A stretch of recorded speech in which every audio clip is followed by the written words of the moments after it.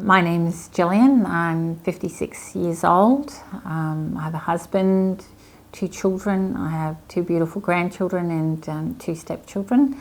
And I was diagnosed in September 2009, firstly with breast cancer, and then 2 weeks later, after numerous tests, I was informed that I had metastatic breast cancer and it had spread to the liver.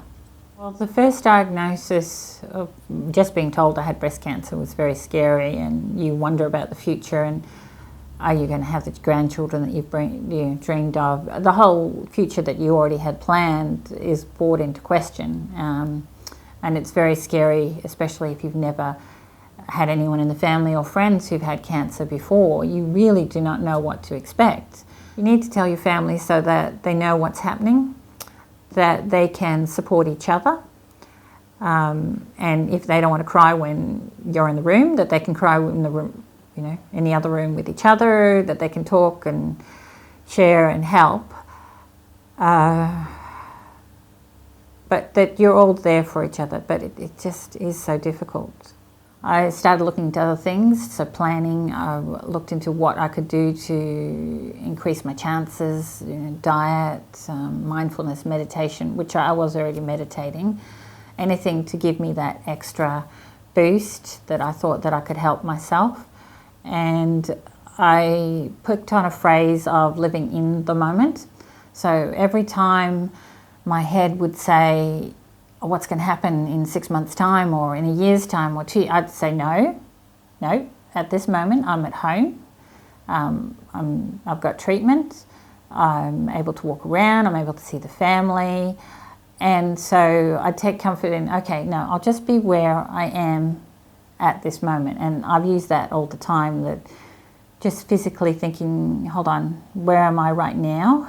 And right now I'm okay, so I can't predict the future. I don't know what drugs are coming along or how my body will react to any of that. So I try and use that to keep me grounded and to give me hope of things of a longer future. I went through the treatment, so I've had chemotherapy, I had an axillary clearance, I had a lobe of the liver removed, I had radiotherapy, and I thought I was going pretty well. I'm HER2 positive, so I was having Herceptin IV infusion every 3 weeks through a port that was inserted. And then in February 2011, I'd had scans, and I found out that I had tumor and progression into the brain.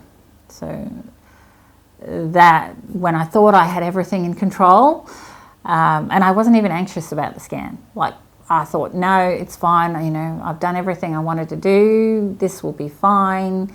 I was getting on with life.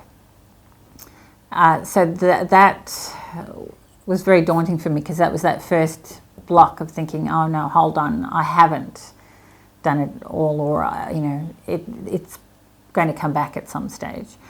I was lucky it was one in the front, and I was referred to a neurosurgeon, so that was surgically removed.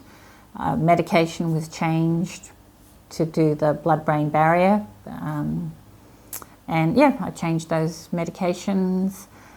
Scan anxiety then did come in, because I've already had a re-diagnosis, so scan time was always very unnerving, and just thinking I'd have to ground and say, all right.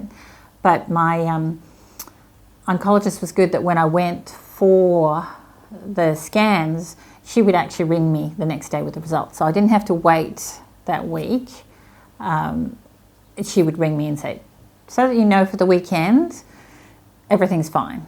So that helped. If I was talking to someone who had been diagnosed with the first time, I would tell them to take a moment to just try and relax with it. It's very scary, but there's an amazing amount of treatment out there, so don't jump to the worst conclusion first. There might only be one treatment at the moment that you can see, but once you start on that treatment, and then if that doesn't work, you might find that there's now 2 more treatments that you can go on to. So you don't know what's coming in the future. Get the support that you can from your family and friends, because that is very important. Look after yourself, but really be in the moment. Find out about what treatments they have. Find out the side effects so that you don't suddenly get a side effect and think, what is this? Why is this happening to me? Talk to other women who have gone through this, and they'll give you tips about how to deal with taste being funny, and having a little bit of lemon juice in your water. There's different things that help you, or what it feels like to have your hair fall out, which is actually absolutely awful.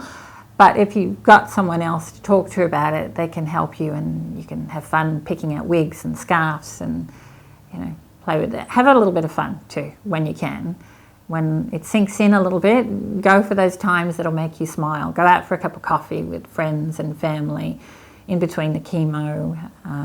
Take something fun to do while you're at chemo. Have someone with you. So just live.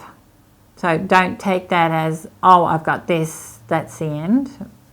Live and enjoy what you can. One of the places you can go is to go to BCNA.